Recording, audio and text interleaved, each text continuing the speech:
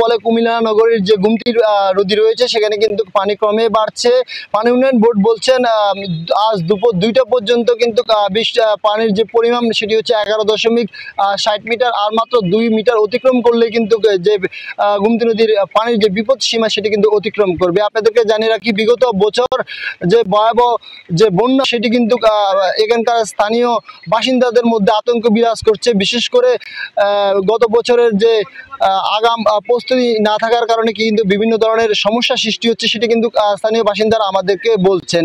এর মাঝে কিন্তু কুমিল্লা জেলা প্রশাসক তারা কিন্তু বিভিন্ন বার্তা দিয়েছেন এবং সতর্ক করেছেন। আমরা বেশ কিছু স্থানীয় বাসিন্দার সাথে কথা বলেছি, তারা কিন্তু ইতিমধ্যে যারা গুমতি নদীর 2 পারে রয়েছে তারা কিন্তু তারা নিরাপদ আশ্রয়স্থলে চলে গেছেন। পারে প্রায় 1.5 লক্ষ মানুষ রয়েছে, তারা কিন্তু তারা বন্যার আশঙ্কা করছেন। বিশেষ করে গত বছরে যে কুমিল্লা এবং ফেনী যে ভয়াবহ যে বন্যা সৃষ্টি হয়েছে সেটি তারা বলছেন এবার যদি এমন 2 থেকে 3 দিন যদি টানা বৃষ্টিপাত হয় তারা কিন্তু বন্যার আশঙ্কা করছেন। এদিকে স্থানীয় প্রশাসনের উদ্যোগে বেশ কিছু উদ্যোগ গ্রহণ করেছেন তারা, বিশেষ করে গুমতি নদীর 2 পারে যারা বাসিন্দা রয়েছেন তাদেরকে সতর্ক করছেন এবং নিরাপদ স্থানে চলে যাওয়ার জন্য তারা বিভিন্ন স্থানে মাইকিং করছেন বলে আমাদেরকে জানিয়েছেন।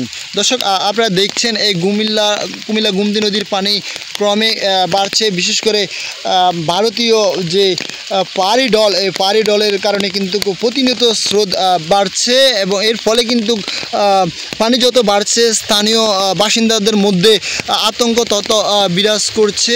আমরা বেশ কয়েকটি এলাকা সরজমিনে ঘুরে দেখেছি সকাল থেকে, সেখানে দেখলাম গুমতির 2 পারে যে মানুষ রয়েছে তারা কিন্তু নিরাপদ স্থানে চলে যাওয়ার তারা চেষ্টা করছে এবং এক্ষেত্রে কিন্তু স্থানীয় প্রশাসনও তাদেরকে সর্বোচ্চ সহযোগিতা করছে। আমরা আপনাদেরকে কুমিল্লা নগরীর চাঁদপুর এলাকা থেকে সরাসরি দেখাচ্ছি আপনাদেরকে।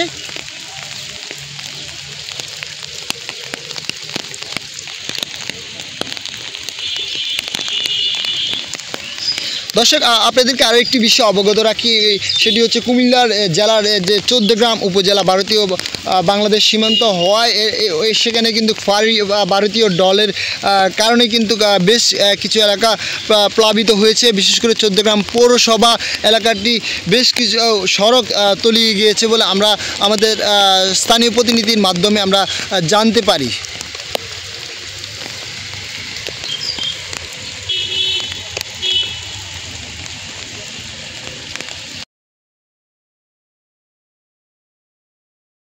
ওয়ালটন এখন দেশের সীমানা পেরিয়ে পৌঁছে গিয়েছে 50টিরও বেশি দেশে।